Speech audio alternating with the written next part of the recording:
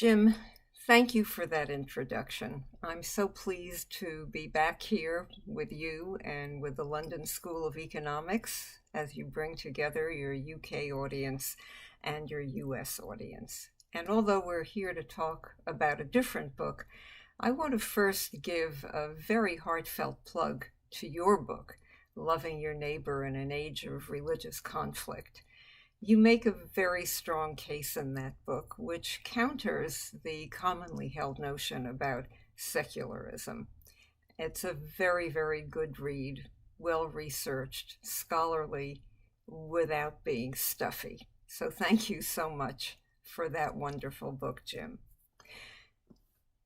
Now, because Jews around the world have just emerged from the High Holy Day observance, I'd like to make my presentation through the lens of Judaism, and as such, I'll be drawing on Confronting Hate, the biography of my late husband, Rabbi Mark Tannenbaum.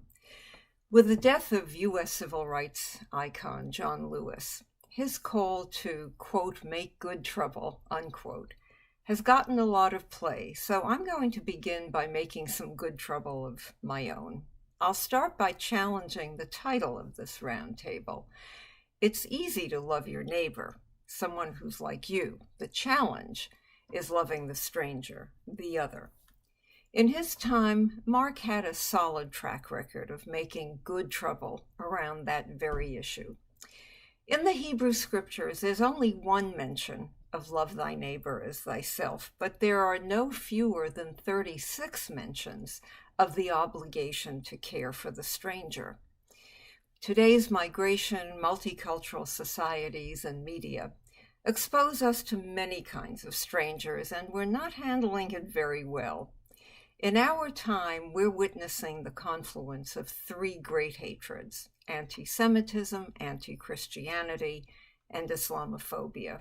Other hatreds, such as Hindus and Buddhists, well, those exist too, but I'm going to focus on the Abrahamic religions because together, Christians and Muslims comprise 55% of the world's population.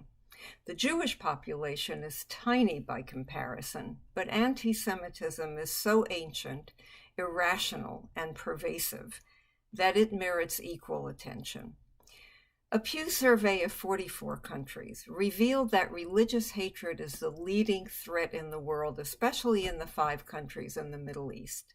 There are more than 50 conflicts being waged around the world that are based at least in part on religion, and more than 71 displaced persons have emerged from those conflicts, and if left in limbo, they're vulnerable to radicalization.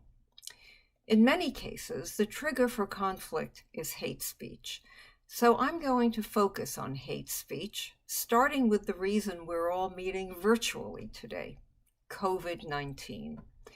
I call COVID-19 the 11th plague because it arrived just in time for Passover. And as if it weren't hard enough to be hypervigilant with disinfecting, PPE, and social distancing, vicious and toxic conspiracy theories have spiked and spread through the internet. Jews, Muslims, Asians, immigrants, and other minority groups are being harassed and outrageously linked to the spread of the disease. Here are just a few examples. An elaborate propaganda campaign claims that Israel is deliberately promoting COVID-19 in the occupied territories. In fact, there's close cooperation between Israeli and Palestinian authorities in dealing with the outbreak. In an Oxford University survey, nearly 20% agreed that either Jews or Muslims were responsible for spreading the virus. Almost half endorsed the idea that COVID-19 is a bioweapon developed by China to destroy the West. 1/5 endorsed the idea that Jews have created the virus to collapse the economy for financial gain. And nearly 20% agreed that Muslims are spreading the virus as an attack on Western values. In Europe and the US, a lot of antagonism is directed at Asians because the pandemic started in China. Far-right groups in Britain are spreading fake news using backdated footage showing that mosques were still open during lockdowns and causing the spread of coronavirus. Not true. History tells us that pandemics with mysterious origins trigger waves of hate along with waves of disease. In the 14th century, for example, the Black Death was blamed on Jews, and pogroms were unleashed against them. These are all examples of hate speech. Hate speech and the weaponization of language are among today's greatest threats to humanity. And religious actors have a special responsibility to step up. The late Krister Stendahl, Dean of Harvard Divinity School and Bishop of the Lutheran Church of Sweden, used to pose this profound question: how can you love me if you don't know what hurts me? Well, it's conspiracy theories and stereotypes like the ones I've just mentioned that hurt us. Although the core precepts of each of the great religions are rooted in love, peace, and respect, it is also in religion that one finds the roots of hate speech. It's a form of group narcissism, the idea that one's own group holds a monopoly on truth. It's grounded in apocalyptic thinking that divides the world into the children of light and the children of darkness. Mark often preached about the inexorable link between verbal violence and physical violence. It starts with dehumanizing the other with words like swine, kike, nigger, towelhead, filth, ape, parasite, fag. Words like these empty others of their humanity and reduce them to a caricature filled with contempt. It then becomes a very small thing to swing the hate-filled caricature from a lynching tree, or to shove him or her into the fires of a Nazi oven, or shoot them at prayer in a mosque in New Zealand. We need to be prepared to counter the violence that's being fostered by the COVID-19 calamity. American history is replete with linkages between moral fervor and physical violence, from the pious Puritans who burnt their witches, to the Ku Klux Klan who burnt their crosses, to neo-Nazis who march in Charlottesville chanting, "Jews will not replace us." World history is replete with many more examples. One need only look at the roots of the genocides in Bosnia and Rwanda, genocides that began with leaders spewing hate speech. Then there's the cultural, if not physical, genocide of the Uyghurs in China, and the politics of the right in the US and Western Europe, with the anti-immigrant, anti-refugee rhetoric that pervades public policy. Think words like infestation, invasion.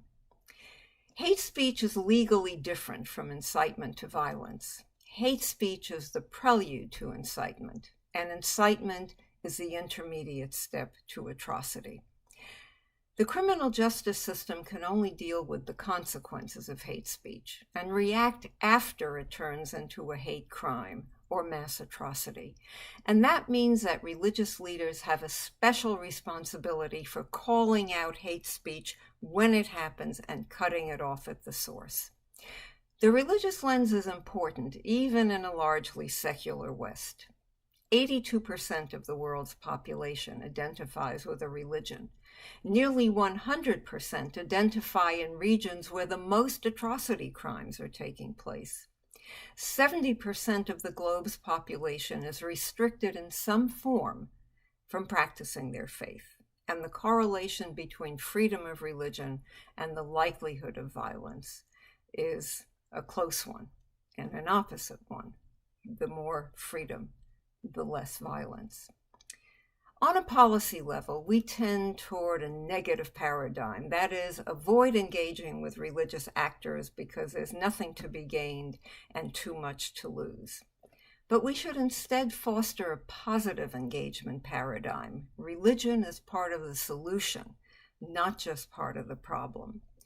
Religious leaders, religious institutions, religious actors bring major assets to the table. They bring moral authority, vast constituencies, extensive communication networks, convening power, neutral physical space, long immersion in and deep understanding of their communities, and emotional intelligence, an unusual capacity for deep understanding of others. Now, that said, dogmatic beliefs can separate us, but shared values can bring us together.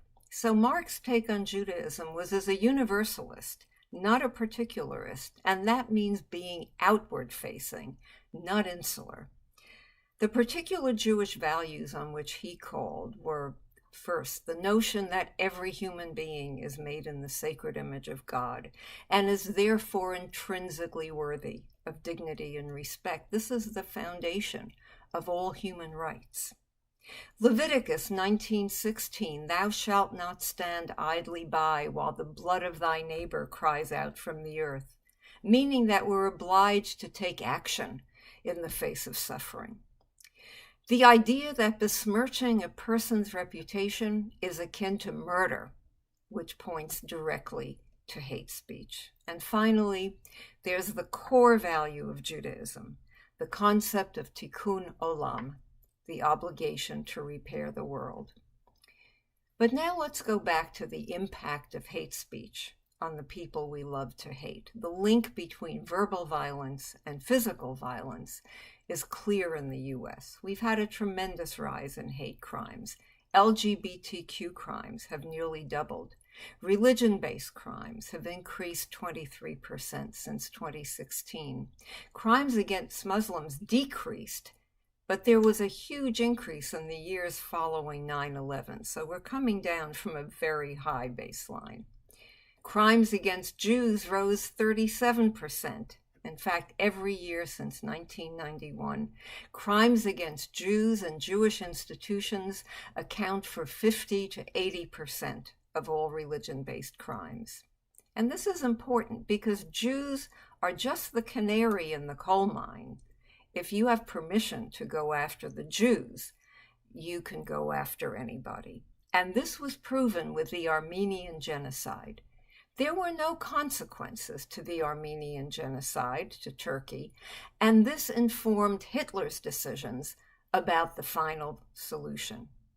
But it wasn't just the Armenian genocide. He also watched very closely the racial policies and pseudoscience that was extant in the US at that time. Well, it's true that today we live in a time when facts don't matter, when we're ignorant of history, and we do a lot of speaking up. We speak, but we don't listen. So what are some solutions? The techniques that Mark used are completely relevant for the toxic environment in which we live today. Mark was quick to call out bigotry, but slow to accuse individuals of being bigots.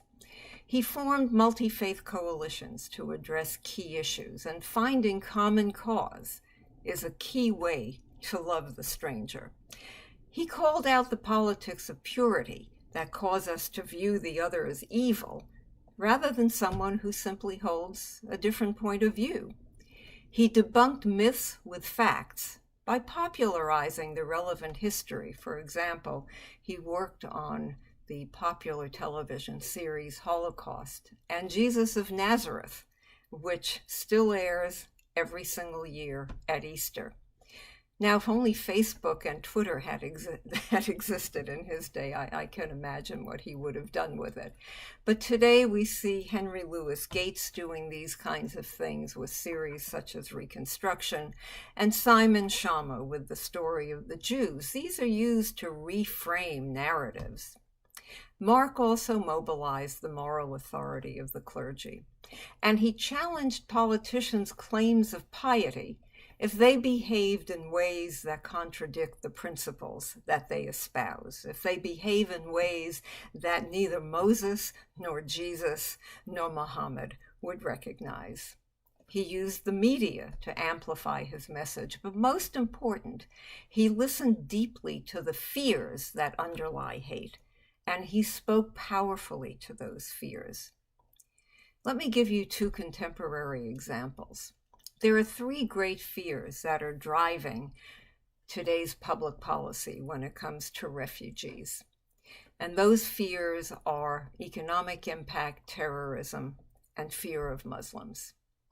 Those fears need to be debunked. because they're not realistic. And public policy needs to be based on fact. Let's also look at white supremacists, because white supremacist terrorism far outstrips Muslim terrorism in the US today. I had the opportunity to hear a white supremacist recently, and he talked about the ways in which ideology and identity get intertwined. Now, I should say this was a former white supremacist, and he explained what it was that attracted him to white supremacism. He said, "They gave me power when I felt powerless. They gave me visibility when I felt invisible. They gave me community when I felt alone." And he said the antidote to this was to do what he called curious listening, allowing them to express their grievances. And using that method, he's been able to deprogram white supremacists. And that's exactly the kind of deep listening that Mark did. Loving the stranger means we have to make common cause, and COVID-19 is a good place to start. But once making common cause, we have to move beyond dialogue to joint action. We need to promote religious literacy so we can understand those who we fear and do reality checks on those fears. We need an early warning system to detect weaponization of language. The earlier one intervenes, the greater likelihood of success. We have to eschew apocalyptic language and imagery that divides the world into children of light and children of darkness. We're all children of light who must be open to the light in others, especially the stranger. In this era of social media, we must all mobilize our networks to counter hate speech and conspiracy theories. We must speak in one voice against those who exploit calamity to divide us. We must use our convening power and communication networks to foster compassion and take concrete action to protect the stranger and ourselves from both COVID-19 and the epidemic of hate that it has spawned. When religions unite, they can serve as the conscience of the world. And in that conscience, we must see to it that we treat each other according to the golden rule that all religions hold in common. Only then can we truly love the neighbor who is a stranger. Thank you.